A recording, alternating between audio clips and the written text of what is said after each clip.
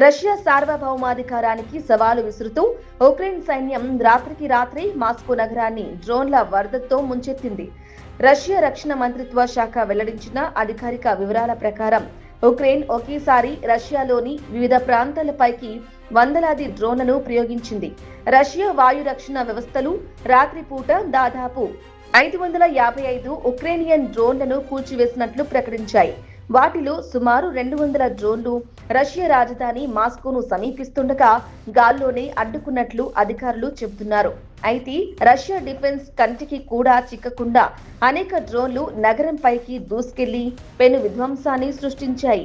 ఈ డ్రోన్ దాడుల తాకిడికి మాస్కోలోని సదోవత్ ప్రాంతం, బెలాయా డాచా వంటి పెద్ద పెద్ద షాపింగ్ కాంప్లెక్స్ తో పాటు కొన్ని నివాస భవనాలు కూడా తీవ్రంగా దెబ్బతిన్నాయి. మాస్కో మేయర్ సెర్గీ సోబ్యానియన్ స్వయంగా ఈ దాడి తీవ్రతను వెల్లడిస్తూ నగర ఆగ్నేయ శివార్లలో ఉన్న మాస్కో ప్రధాన చమురు శుద్ధి కర్మాగారంపై అనేక డ్రోన్లు నేరుగా దాడి చేశాయని ధృవీకరించారు. ఈ భీకర దాడి కారణంగా మాస్కోలోని ప్రముఖ గాజుప్రోమ్ నెఫ్ట్ చమురు శుద్ధి కర్మాగారం పూర్తిగా ధ్వంసమైంది. రాజధాని మాస్కో ప్రాంతానికి అతిపెద్ద ఇంధన సరఫరా సంస్థ ఇదే కావటంతో ఈ ప్లాంట్ దెబ్బతినడం రష్యాకు పెద్ద ఆర్థిక షాకుగా మారింది.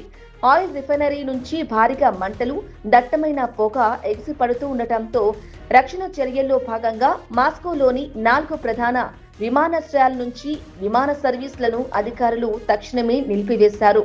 అయితే ఈ సంచలన దాడి జరిగిన సమయం ఇప్పుడు అంతర్జాతీయంగా చర్చనీయాంశంగా మారింది.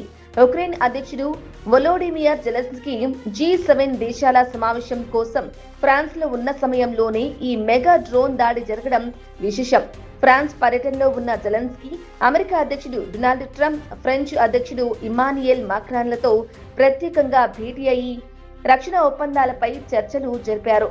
ప్రపంచ అగ్రనేతల నుంచి ఉక్రెయిన్ కు సైనిక, ఆర్థిక సాయం అందుతుందనే బలమైన హామీ లభించిందని జెలెన్స్కీ ఈ సందర్భంగా ధీమా వ్యక్తం చేశారు. ఒకవైపు పశ్చిమ దేశాల మద్దతు కూడగడుతూనే మరోవైపు రష్యా చమురు వ్యవస్థలపై ఉక్రెయిన్ కంటిన్యూగా జరుపుతున్న దాడులు ఈ యుద్ధాన్ని మరింత ప్రమాదకరమైన స్థాయికి తీసుకెళ్తున్నాయి.